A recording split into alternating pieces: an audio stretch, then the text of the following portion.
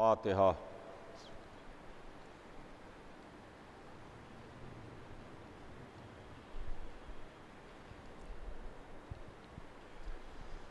औज़ु बिल्लाहिस समीइल अलीम मिनश शैतानिर रजीम। बिस्मिल्लाहिर रहमानिर रहीम। अल्हम्दुलिल्लाहि रब्बिल आलमीन वस्सलातु वस्सलामु अला सय्यदिना व नबियना व शफ़ीना बिल क़ासिम मुहम्मद व आलिहि तय्यबीन ताहिरीन अल मासूमीन व लानतुल्लाहि अला आदाइहिम अजमईन मिन यौमिना हाज़ा इला यौमिद्दीन। अम्मा बाद फ़क़द क़ाल अल्लाहु सुब्हानहु तबारक व तआला फ़ी किताबिहिल मुबीन व हुवा अस्दक़ुस सादिक़ीन। बिस्मिल्लाहिर रहमानिर रहीम। इन्नमा युरीदुल्लाहु लियुज़हिबा अन्कुमुर रिज्सा अहलल बैत व युत्तहिरकुम तत्हीरा। खुदावंद आलम कुरान मजीद में इरशाद फरमाता है, वो कुरान जो अज़ीम तरीन किताब है, वो मुहकम बिशान किताब है, सुबह क़यामत तक बाक़ी रहने वाली किताब है, जिसका मुहाफ़िज़ अल्लाह है। उस कुरान में खालिक़ कलाम इरशाद फरमाता है कि यकीनन अल्लाह ने ये इरादा कर लिया अहले बैत कि आपसे हर तरह के रिज़्क़ को दूर रखे, हर तरह की बुराई को दूर रखे और आपको पाक रखे इस तरह से कि जो पाक रखने का हक़ है। अज़ीज़ान गिरामी, सिलसिला कलाम और उन्वान मजालिस आपके ज़हन में होगा। ये अशरा मजालिस जिसमें हमारे और आपके दरमियान गुफ्तगू इस बात पर है कि हम अहले बैत को क्यों मानते हैं। इस सिलसिले में मैंने 2 दिन से आपकी खिदमत में कुछ न कुछ अर्ज़ करने की कोशिश की है और 2 दिन से मैं कुछ आपकी खिदमत में अर्ज़ कर रहा हूँ। चुनांचे कल मैंने आपकी खिदमत में अर्ज़ किया था कि नौजवान ज़हन ये सोच सकता है कि हम अहले बैत ही को क्यों मानते हैं, जबकि इस राह में हमारे ऊपर तशद्दुद है, इस राह में हमारे ऊपर जुल्म है, इस राह में परेशानियां हैं, इस राह में हमारे ऊपर हमले हैं, इस राह में आके हम दहशतगर्दी का शिकार होते हैं। तो इस सिलसिले में कुछ मुख्तसर मैंने कल आपकी खिदमत में अर्ज़ किया था। आज अपनी बात को आगे बढ़ाऊं तो सबसे पहला मेरा जवाब ये है कि देखिए, इंसानी ज़िंदगी बहुत मुख्तसर है और इंसान की ज़िंदगी चंद रोज़ा ज़िंदगी है। इंसान जो इस दुनिया में आया तो कोई बहुत लंबी ज़िंदगी और लंबी हयात लेके नहीं आया। हम ये नहीं कह सकते कि इंसानी हयात 500 बरस की है, इंसानी हयात 800 बरस की है, इंसानी ज़िंदगी 1000 बरस की है, 2000 बरस की है, 5000 बरस की है। हमसे कहीं ज़्यादा उम्र के जानवर मौजूद हैं जिनकी उम्रें हमसे कहीं ज़्यादा होती हैं। हमसे ज़्यादा उम्र के दरख्त मौजूद हैं जिनकी उम्रें कई 100 बरस तो कई 1000 साल हैं। तो दरख्तों की उम्रें भी हमसे ज़्यादा हैं, जानवरों की उम्रें भी हमसे ज़्यादा हैं, मगर इस तूले कायनात में, इस कायनात में इंसानी उम्र बहुत कलील है, बहुत मुख्तसर है। हम चंद रोज़ा ज़िंदगी लेके पैदा हुए, चंद रोज़ा हयात है हमारी, 60 साल, 80 साल, 90 साल, और बहुत जी लिए तो एक सेंचुरी लगा ली, 100 बरस। मैं वो बहस आपकी खिदमत में इस वक्त करने नहीं बैठा हूँ कि 100 बरस का इंसान कितना एक्टिव होता है, 100 बरस का इंसान कितना फ़ाल है, 100 बरस का इंसान क्या उसी तरह से दौड़ता धूपता है, काम काज करता है, आता जाता है, मिलता जुलता है, जैसा 25 बरस, 30 बरस, 40 बरस, 50 बरस का इंसान काम करता है। तो मेरे अर्ज़ करने का मतलब यह है कि इंसान की ज़िंदगी अगर हम बहुत मान लें तो 80 बरस, 90 बरस, 100 बरस, लेकिन इस तूले तारीख़ में, इस लंबे सफ़र में, इस कायनात की लंबी उम्र में 100 बरस की हैसियत क्या है, 100 बरस का मर्तबा क्या है? न 100 बरस की कोई हैसियत है, न 100 बरस की कोई औकात है। लेकिन वो ज़िंदगी जो हमेशा हमेशा के वास्ते मिलेगी, वो ज़िंदगी जो हमेशा हमेशा की है, वो सफ़र हमारा जो हमारी आँख बंद होने के बाद शुरू होता है, वो लंबा सफ़र है, और वो है कि जहाँ पर हम हमेशा हमेशा रहेंगे। तो हम अपने चंद बरस के वास्ते 150 बरस के लिए हम अपना हमेशा हमेशा का सफ़र ख़राब कर लें, हमेशा हमेशा के जहाँ रहना है वहाँ के दरवाज़ों को बंद कर लें, ये अक्लमंदी नहीं है, ये होशियारी नहीं है, ये समझदारी नहीं है। मिसाल के तौर पर मैं रहने वाला लखनऊ का हूँ, मैं रहता लखनऊ में हूँ और मेरा वतन लखनऊ है, मुझे वापस पलट के लखनऊ जाना है। मैं 10 दिन के वास्ते बम्बई आया, बम्बई में मेरा क़याम 10 दिन रहा। तो ये तो कोई अक्लमंदी ना हुई, ये तो कोई दानिशमंदी ना हुई कि जहाँ मैं 10 दिन के वास्ते आया हूँ वहाँ कुछ ऐसा कर जाऊँ कि जहाँ मुझे रहना है, जो मेरा वतन है, जहाँ मुझे रहना है अपनी आँख बंद होने तक, वहाँ के लिए हमेशा हमेशा अपने वास्ते दरवाजे बंद कर लूँ। इसका यह मतलब भी नहीं है कि जहाँ मैं 10 दिन के वास्ते आया, जहाँ मैं 12 दिन के वास्ते आया, जहाँ मैं 15 दिन के वास्ते आया, वहाँ के ऊपर भी अपने को मैं ख़राब करूँ। नहीं, ये मेरा मतलब नहीं है। मगर ये भी कोई अक्लमंदी और दानिशमंदी और होशियारी नहीं है कि वो जो मेरा वतन है, जहाँ मुझे हमेशा रहना है, वहाँ के वास्ते, वहाँ के सारे ताल्लुकात, वहाँ के तमाम रवाबित, वहाँ का तमाम मिलना जुलना, उसको मैं चंद दिन के वास्ते के लिए ख़राब कर लूँ और बर्बाद कर लूँ। वही मामला कुछ आखिरत का भी है। दुनिया में हम चंद रोज़ के वास्ते आए, चंद रोज़ के लिए आए, जहाँ हमें हमेशा हमेशा के लिए रहना है, वहाँ के दरवाज़ों को हमें अपने ऊपर बंद नहीं करना है।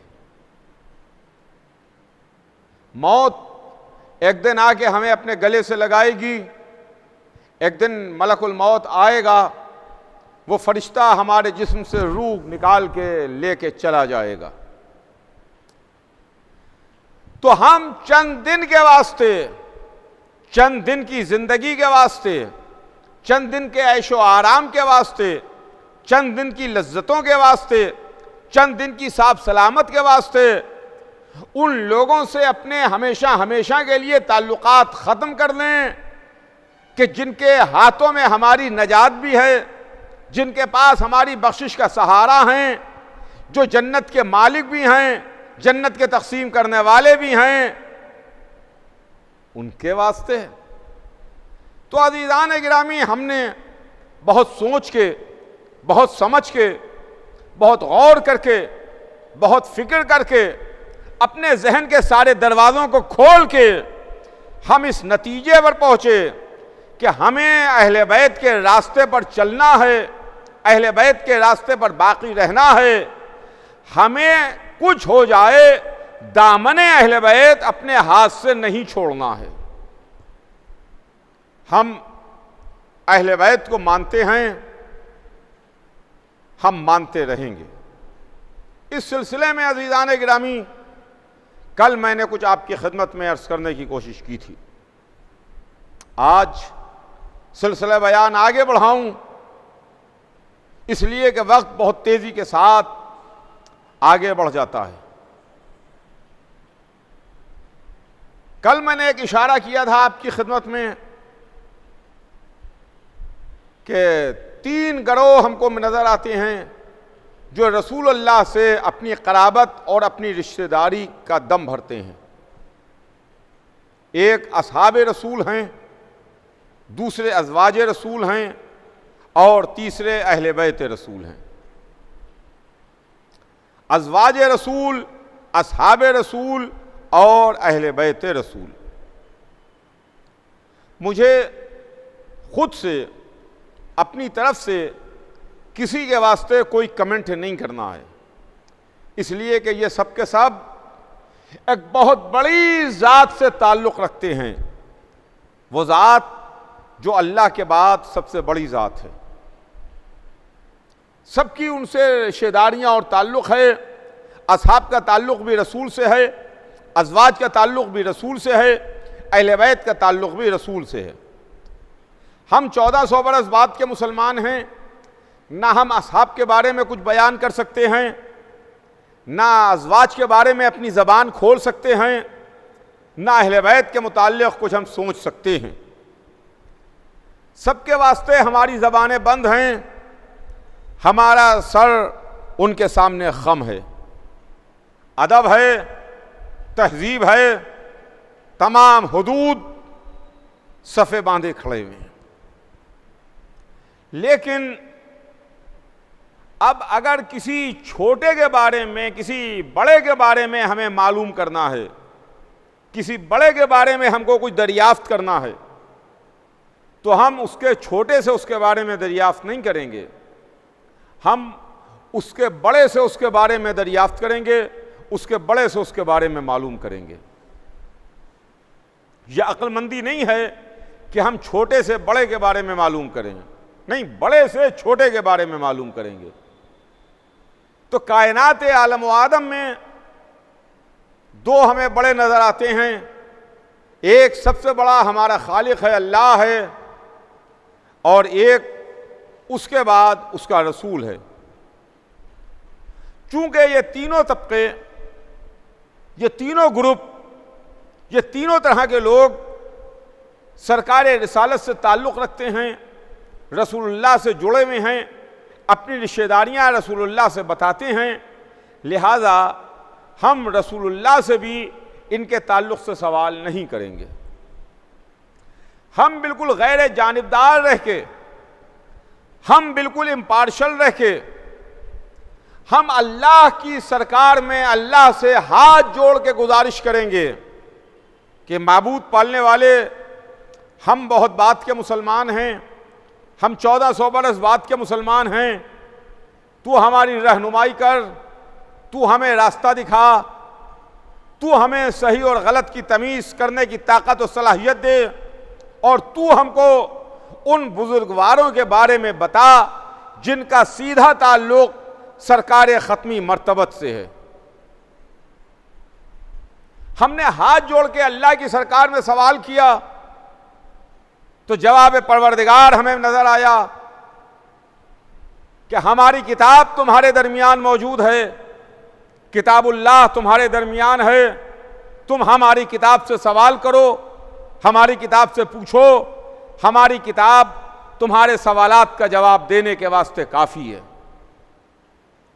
तो हमने हाथ जोड़ के अल्लाह की किताब से सवाल किया, हमने हाथ जोड़ के अल्लाह की किताब से पूछा, एक किताबुल्लाह, अय अल्लाह की किताब, अय वो जिसको अल्लाह ने भेजा और अल्लाह ने नाजिल किया, अय किताबुल्लाह, तू हमारी रहनुमाई कर, तू हमें रास्ता दिखा, तू हमें उनके बारे में बता जो रिश्तेदारियाँ रसूलुल्लाह से जुड़ती हैं, जो कराबतदारियाँ रसूल की ज़ात पर आके तमाम होती हैं, वो रिश्ते जो हुजूर सरवर कायनात की ज़ात से निकलते हैं, उनके बारे में हमें बता। इसलिए कि हम उम्मती, हम मुसलमान, हम ला इलाहा इल्लल्लाह कहने वाले, हम मोहम्मदुर रसूलुल्लाह कहने वाले बहुत ज़्यादा परेशान हैं, हमारी रहनुमाई हो सके।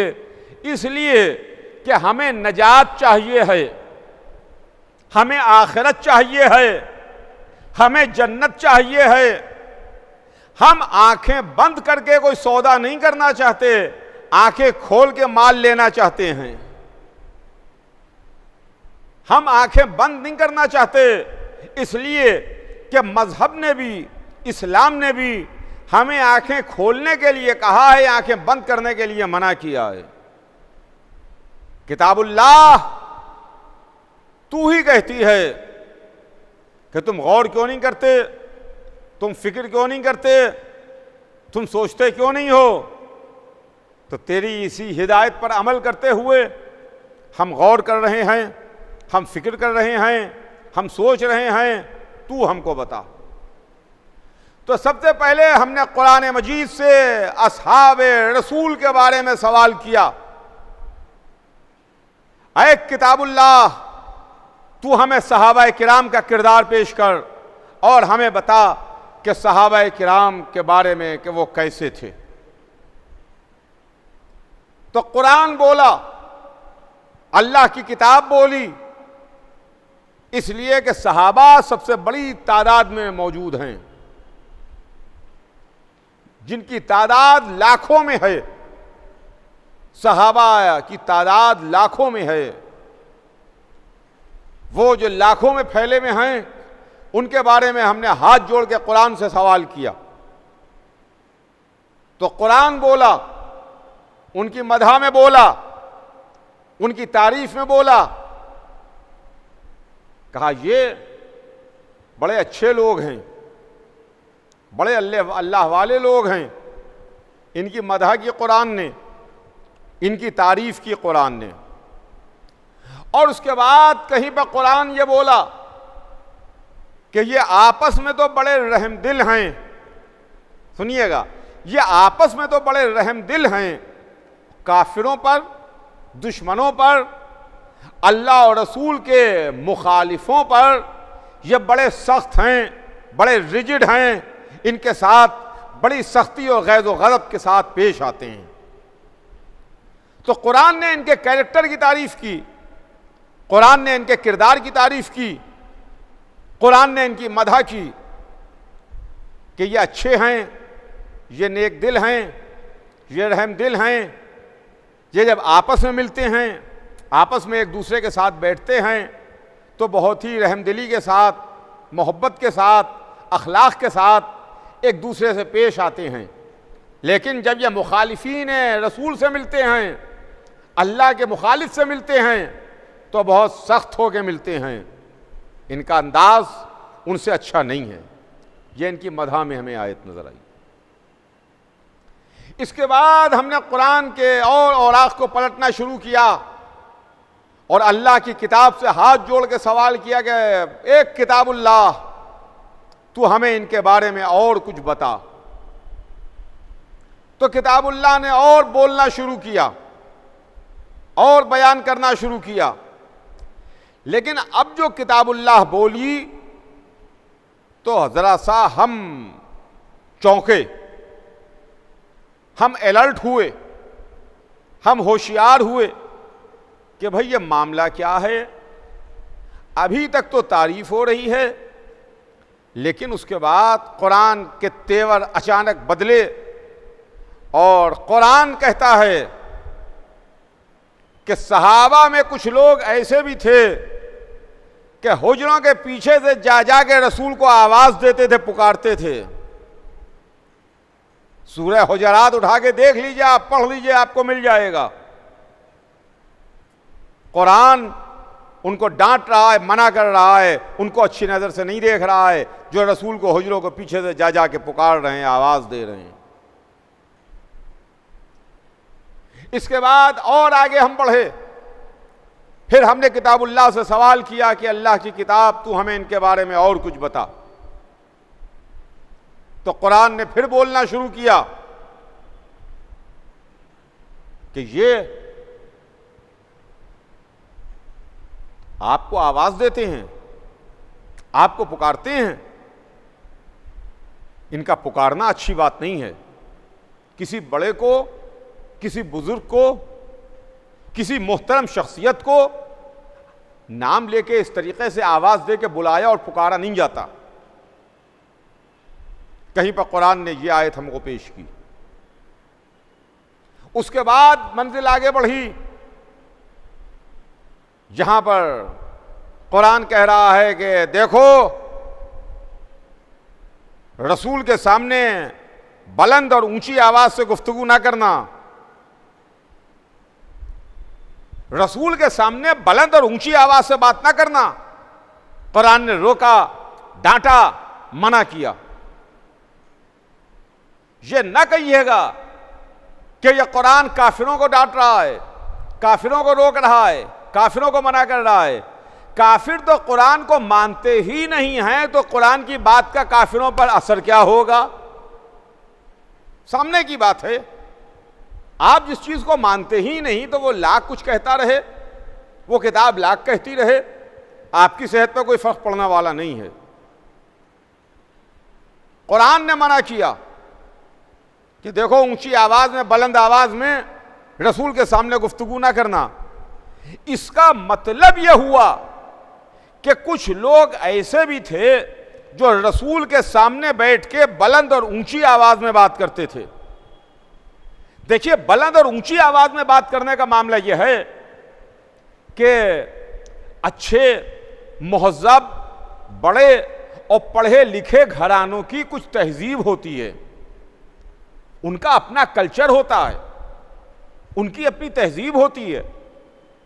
जो पढ़े लिखे लोग हैं, जो मुहज़्ज़ब घराने हैं, जो बड़े लोग हैं, जो शुरफा हैं, जो तालीम याफ्ता हैं, उनके घर का दस्तूर यह है कि बड़ों के सामने कैसे बैठा जाए, बड़ों के सामने कैसे गुफ्तगू की जाए, बड़ों के सामने कैसे बोला जाए। वो एटिकेट्स जानते हैं, मैनर्स जानते हैं, कल्चर जानते हैं, उठना बैठना जानते हैं कि बाप के सामने, दादा के सामने, चचा के सामने, बुजुर्ग के सामने कैसे बात की जाती है, कैसे बोला जाता है, कैसे गुफ्तगू की जाती है। लेकिन जाहिल घरानों में, बदतमीज घरानों में, गैर मुहज़्ज़ब घरानों में, अनसिविलाइज्ड सोसाइटी में, जो कुछ नहीं जानते, उनके यहाँ ना कोई बड़ा बड़ा है, न छोटा छोटा है, वो कुछ जानते ही नहीं हैं। इसका मतलब यह है कि रसूल की बज़्म में, रसूल के पास आने जाने वालों में, सहाबाए रसूल में कुछ इतने बदतमीज सहाबी भी थे जिनको रसूलुल्लाह के सामने बैठ के बात करने की तमीज नहीं थी। तभी कुरान उनको डांट रहा है, झड़क रहा है। कुरान ने डांट के, झड़क के मना कर दिया कि देखो, रसूल के सामने ऊंची और बुलंद आवाज में बात ना करना। इसके बाद फिर कुरान आगे बोला, कहा अगर तुम्हें मालूम ही करना है, अगर तुम कैरेक्टर और किरदार मालूम ही करना चाहते हो, तो पूरा किरदार मालूम कर लो। और सुनो, और सुनो, तुम,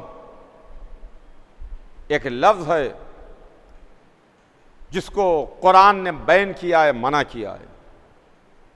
कहा देखो, जब तुम मेरे हबीब के पास आओ तो ये लफ्ज ना बोलो। इस लफ्ज को कुरान ने बैन किया,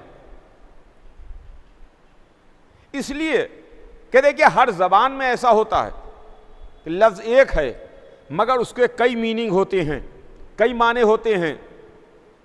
कभी एक लफ्ज़ के अच्छे माने भी हैं और ख़राब मानों में भी वो लफ्ज़ इस्तेमाल होती है, अच्छे माने भी हैं और बुरे माने भी हैं। तो कुछ लोग, कुछ सहाबा किराम रसूल की खिदमत में आते थे और एक लफ्ज़ है जो रायना है, रायना, वो रसूल के सामने आके बोलते थे। कुरान कहता है कि वो लफ्ज़ रायना रसूल के सामने ना कहो, ला तक़ूलू रायना, रायना मत कहो, इसलिए कि इसके डुअल मीनिंग हैं, दोहरे माने हैं, अच्छे माने भी हैं बुरे माने भी हैं। अच्छा, इसका मतलब यह है कि ऐसी लफ्ज़ें जो दो माना हों उसको कुरान ने बैन किया है कि मेरे हबीब के सामने आके ना बोलो, इसलिए कि उसके गलत और माजूब माने भी सामने आते हैं। एक किताबुल्लाह और कुछ हमको बता कि एक मर्तबा कुरान फिर बोला और वो बोला जो आप हर जुमे में पढ़ते हैं, हर जुमे की नमाज में पढ़ा जाता है सूरह जुमा उठा के देख लीजिए कि आपको नमाज में छोड़ के चले जाते हैं, आपको नमाज में छोड़ के चले जाते हैं। यानी रसूल ने नमाज शुरू की, जमात शुरू हुई और उसके बाद ये तिजारत के लिए, लहू-लाभ के लिए, खेलकूद के लिए आपको नमाज में छोड़ के चले गए।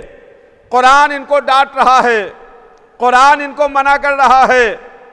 अरे अब तो खुदारा ये ना कहिए कि ये कुरान काफिरों को डांट रहा है इसलिए कि काफिर रसूल के पीछे जुमे की नमाज थोड़ी पढ़ेगा, काफिर रसूल के पीछे नमाज थोड़ी पढ़ेगा, वो तो नमाज ही नहीं पढ़ेगा, वो तो नमाज ही को नहीं मानता। तो क्या जुमा, क्या पंजगाना, उसके लिए तो नमाज है ही नहीं कुछ, वो तो खुदा को मानता ही नहीं, वो तो खुदा के रसूल को मानता ही नहीं कि आपको नमाज में छोड़ के चले जाते हैं। अब जरा ठहरिए यहां पर एक मिनट और ठहर करके एक मामले को जल्दी से देखिए और समझिए। आज का मुसलमान, हम जिसमें हम भी शामिल हैं, हम ये कहते हैं अरे साहब उस जमाने का क्या कहना, रसूलुल्लाह के जमाने में अरे सब सहाबी रसूल थे, अच्छे मुसलमान थे, क्या कहना उस जमाने के लोगों का। बेशक तब तारीफ कर लीजिए, कह लीजिए कि अच्छे मुसलमान थे, अच्छे लोग थे, सहाबी थे, रसूल की बज़ में उठने बैठने वाले थे, रसूल के हाथ को बोसा देने वाले थे, रसूल के पीछे नमाज पढ़ने वाले थे, मगर सब अच्छे नहीं थे। तवज्जो चाहूंगा अज़ीज़ान गिरामी, सब अच्छे नहीं थे। मेरा यह कहना है, मेरा चैलेंज है अजीजों, इस मजलिस में मैं चैलेंज कर रहा हूं आलम इस्लाम को कि आज का मुसलमान बहुत गलत है। मैं मानता हूं बहुत खराब मुसलमान है, मुसलमानों की आदतें अच्छी नहीं हैं, मुसलमानों के अतवार अच्छे नहीं हैं, मुसलमान बहुत खराब है। सब मुसलमानों की मैं बात नहीं कर रहा हूं, सारे मुसलमान नहीं, इसलिए कि कुछ ऐसे मुसलमान भी हैं जो आज भी मस्जिदों में दहशतगर्दी करते हैं, कुछ ऐसे मुसलमान भी हैं जो आज भी मुसलमानों को कत्ल करते हैं, कुछ ऐसे मुसलमान भी हैं जिन पर आज दहशतगर्दी का टैग लगा हुआ है, कुछ ऐसे मुसलमान हैं जिनकी नज़र में बुजुर्गों की कब्रों पर कुब्बों का बना होना जायज़ नहीं है, कुछ ऐसे मुसलमान भी हैं जो बुजुर्गान इस्लाम की, रसूल की बेटी की, रसूल के घर वालों और ख़ानदान वालों की कब्रों पर साया बर्दाश्त नहीं कर सकते। ऐसे मुसलमान भी हैं मगर बहुत ख़राब मुसलमान हैं। मगर मैं सरे मिंबर आपकी खिदमत में अर्ज कर रहा हूं कि आज जितना गलत मुसलमान हो, जितना ही खराब मुसलमान क्यों ना हो, वो अगर जमात में इमाम के पीछे खड़ा हो गया नियत करके, तो जब तक के नमाज तमाम नहीं होगी उस वक्त तक वो जमात में खड़ा रहेगा, मुसल्ले पर खड़ा रहेगा, नमाज पढ़ता रहेगा। भले उसका जहन कहीं और हो, भले वो सोच कुछ और रहा हो, भले उसका जहन कोई प्लानिंग कर रहा हो, भले उसके जहन में कोई नक्शा खींच रहा हो, मगर वो जमात में पीछे हाथ बांधे हुए खड़ा हुआ है, वो जमात छोड़ के जाएगा नहीं। अब फैसला करना आपका काम है कि ये मुसलमान अच्छा है कि वो मुसलमान अच्छा है। ये मुसलमान जो खाती इमाम के पीछे, जो गुनाहगार इमाम के पीछे नमाज पढ़े, नियत करे, मगर नमाज को आखिरी मंजिल तक पहुंचा ले, उसके बाद जमात से हटे, वो अच्छा है या वो सा मुसलमान अच्छा है जो रसूल को नमाज में पीछे छोड़ के चला जाए? ये अच्छा है कि वो अच्छा? नमाज में रसूल को पीछे छोड़ के चले गए। तो कुरान ने अजीजों हमको दो कैरेक्टर पेश किए, कुरान मजीद ने हमको दो किरदार पेश किए। अच्छा किरदार भी है, बुरा किरदार भी है। अच्छे लोग भी हैं, बुरे लोग भी हैं। कुरान तारीफ भी कर रहा है, कुरान मजम्मत भी कर रहा है, कुरान अच्छाई भी कर रहा है, कुरान बुराई भी कर रहा है। उसके बाद हमने हाथ जोड़ के कुरान से सवाल किया, आए किताबुल्लाह, अब तू हमें अज़वाज रसूल के मुताल्लिक बयान कर कि रसूल की बीवियों का किरदार कैसा था। इसलिए कि अब इसके बाद जिनका नंबर आया वो अज़वाज रसूल हैं। सहाबा तो लाखों की तादाद में हैं, लेकिन अज़वाज रसूल कहते हैं वक्त वफ़ात रसूल 9 बीवियाँ थीं। 9 हों या 11 हों, मुझे उससे कोई बहस नहीं है। तो कुरान इनके वास्ते बोला, कुरान बोला और कुरान ने कहा,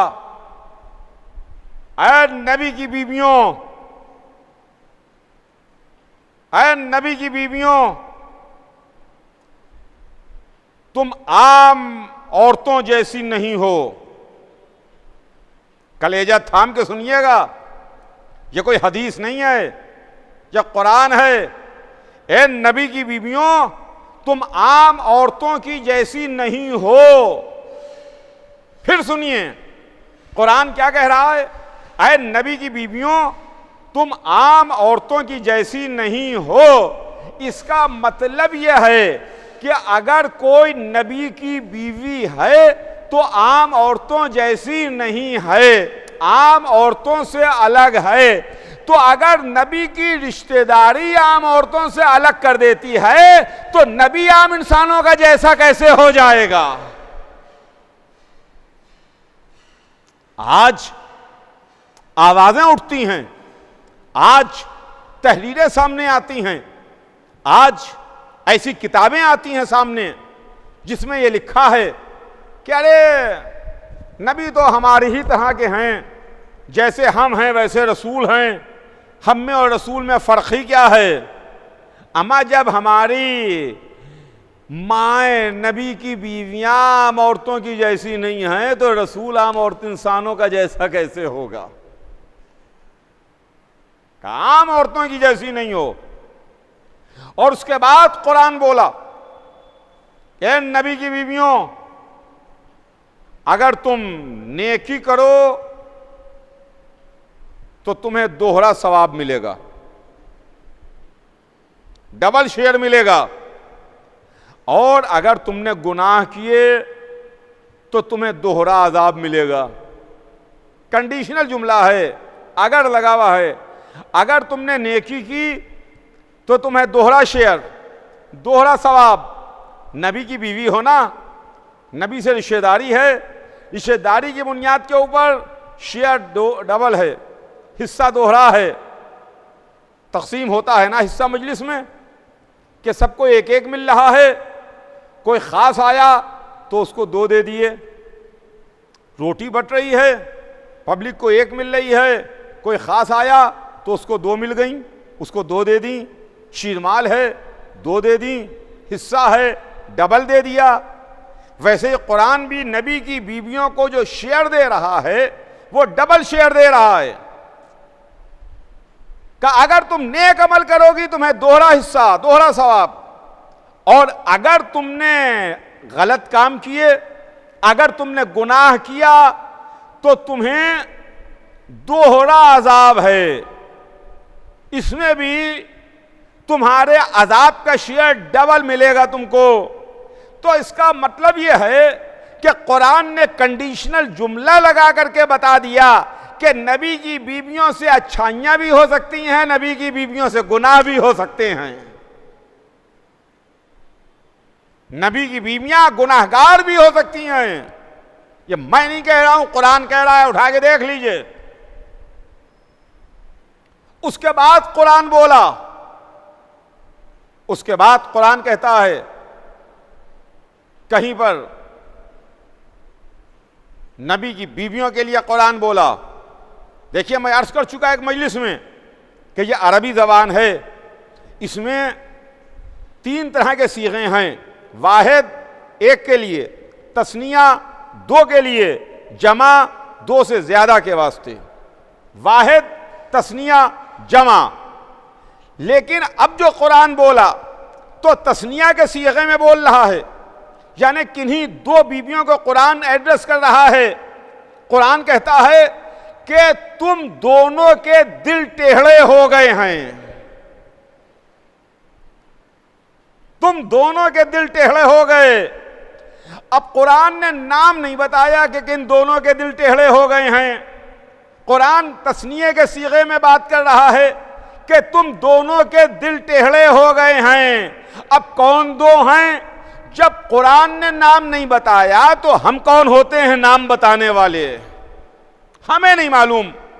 लेकिन हां, इतनी बात जरूर है, यह बात तो मैं जरूर जानता हूं कि जनाबे खतीजा वो बीवी हैं जिनकी जिंदगी में रसूलुल्लाह ने दूसरा अक़्द नहीं किया।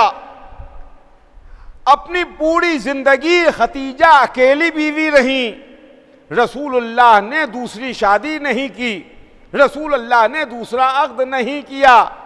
जब तक कि खतीजा जिंदा रही, अकेली रही, सिंगल रही, वाहिद के सीगे में रही, इसका मतलब यह है कि इन 2 बीवियों में खतीजा शामिल नहीं है,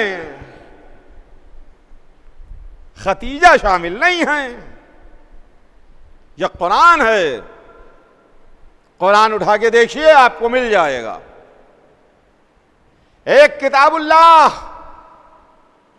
तूने हमें असहाब का किरदार बयान किया, तूने हमें अज़वाज के बारे में बताया। अब हाथ जोड़ के तुझसे गुजारिश है कि इसी तरह से तू हमको अहले बैत के बारे में भी बता और उनका कैरेक्टर और उनका किरदार भी पेश कर,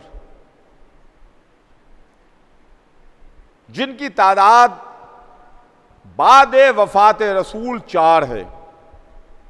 रसूल की ज़िंदगी में पंजतन, रसूल के बाद 4, किसा में पंजतन हैं, मुबाहले में पंजतन हैं। रसूल, अली, फातिमा, हसन, हुसैन। मुबाहले में रसूल, अली, फातिमा, हसन, हुसैन। रसूल दुनिया से सिधारे तो 4 बचे, अली, फातिमा, हसन, हुसैन। अली, फातिमा, हसन, हुसैन। हमने कुरान से सवाल किया, हमने कुरान से पूछा कि कुरान तू अहले बैत के बारे में बता, तो कुरान ने अहले बैत के बारे में बताया। कुरान ने अहले बैत का किरदार पेश किया, कुरान ने अहले बैत का कैरेक्टर पेश किया। जरा कलेजा थाम के सुनिएगा। कुरान ने असहाब के बारे में जब हमें बताया तो हमें अच्छी और बुरे कैरेक्टर पेश किए, अच्छा या बुराई दोनों बयान की। जब अज़वाज के बारे में बताया तो अच्छा या बुराई दोनों बयान की, यानी प्लस और माइनस, निगेटिव और पॉजिटिव। लेकिन जब कुरान से अहले बैत के बारे में पूछा, हाथ जोड़ के सवाल किया कि कुरान तू हमें अहले बैत के बारे में बता, तो कुरान बोला कि मा तशाऊना इल्ला यशा अल्लाह, आप तो चाहते ही नहीं मगर वही जो खुदा चाहता है, मगर वही जो खुदा चाहता है। इसका मतलब यह है कि अहले बैत वो चाहते ही नहीं जो अल्लाह ना चाहे, यानी जो अल्लाह चाहता है वो अहले बैत चाहते हैं, जो अहले बैत चाहते हैं वो अल्लाह चाहता है। कुरान ने अहले बैत का कैरेक्टर पेश किया, अहले बैत का किरदार पेश किया। कहीं पर कुरान बोला इन्नमा युरीदुल्लाहु लियुज़हिबअनकुम रिज्सा अहल बैत व युत्तहिरकुम तत्हीरा। कहीं पर कुरान बोला वकुल्ला शैइन अहसनहु फी इमामिन मुबीन।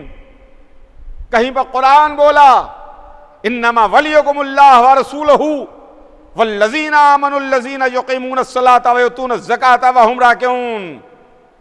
पता ये चला कि कुरान इनकी मदह कर रहा है, कुरान इनकी तारीफ कर रहा है, कुरान इनकी मदह में कसीदा पढ़ रहा है। कहीं सूरह दहर इनकी तारीफ कर रहा है, कहीं आया नजवा इनकी तारीफ कर रही है, कहीं आया इस्तखलाफ इनकी तारीफ कर रही है, कहीं आया विलायत इनकी तारीफ कर रही है, कहीं कुरान के सूरे इनकी मदह सराही कर रहे हैं। तो अज़ीज़ान गिरामी, ये अहले बैत हैं। हमने अहले बैत को माना। कल इंशाअल्लाह इसके आगे अपनी बात को आगे बढ़ाऊंगा। आज वक्त तमाम है, बात भी यहीं पर तमाम है। मैंने बात को बस यहीं पर रोक दिया, ब्रेक लग गया बयान को। कल सिलसिला आगे बढ़ेगा। आज बस इतना ही कि मोहम्मद का नवासा सरजमीन करबला पर आ गया। हुसैन सरजमीन करबला पर पहुंच चुके। करबला की ज़मीन तुझे मुबारक हो। लेकिन अजीज़ों, जब हुसैन मक्के में थे तो कूफे वालों ने ख़त पर ख़त लिख के हुसैन को बुलाया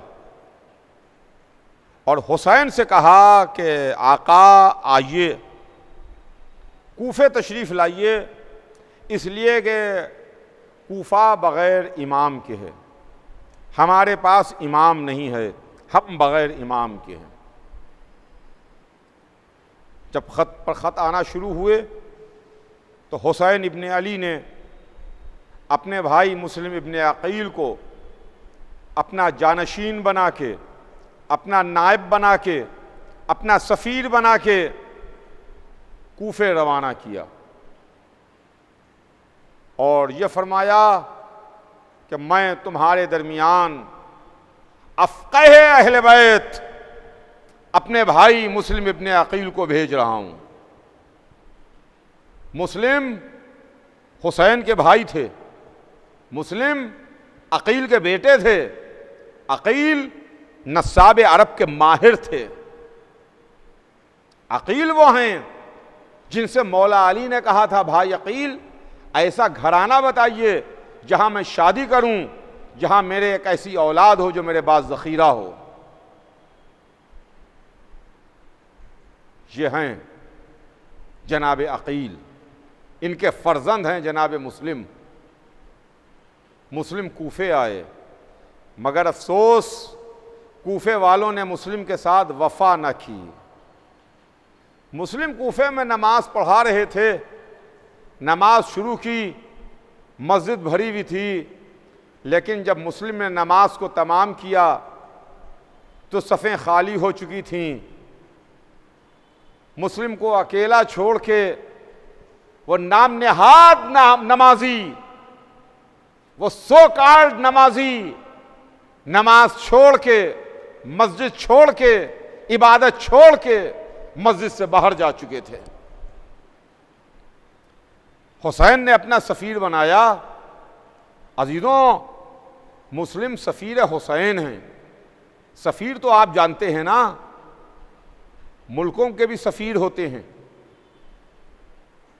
लोग अपना सफ़ीर बना के किसी को भेजते हैं। हमारे मुल्क के सफ़ीर भी दूसरे मुल्कों में जाते हैं, दूसरे मुल्कों के सफ़ीर भी हमारे मुल्कों में रहते हैं, मगर सफ़ीर एक होता है, एम्बेसडर एक होता है, सफ़ीर एक होता है, दो नहीं होते। हमारे मुल्क का सफ़ीर किसी दूसरे मुल्क में जाएगा तो एक होगा, दूसरे मुल्क का सफ़ीर हमारे मुल्क में आएगा एक होगा, एम्बेसडर एक होगा, सफ़ीर एक होगा। यह सफ़ीर एक है मगर पूरे मुल्क की नुमाइंदगी करता है, पूरे मुल्क का नुमाइंदा है। इसकी इज्जत पूरे मुल्क की इज्जत है, इसकी तौहीन पूरे मुल्क की तौहीन है। मुल्क की पॉलिसी इसके पेश नज़र,